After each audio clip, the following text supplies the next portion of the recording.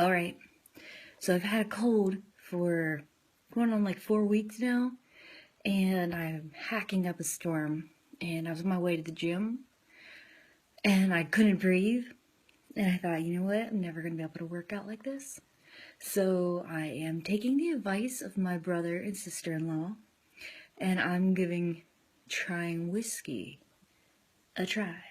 So, got my shot glass. It's the only one I have.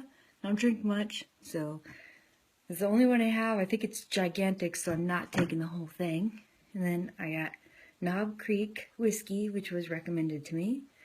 I don't know if it's the right kind, but I've heard it's the good kind. So, I'm going to give it a try.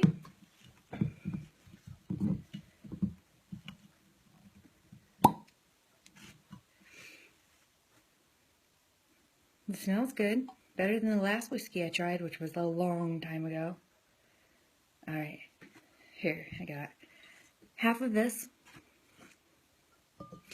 And I've got a bottle of water, which I've heard I'm going to need. So, they want me to tape this, so here I am. Bottoms up.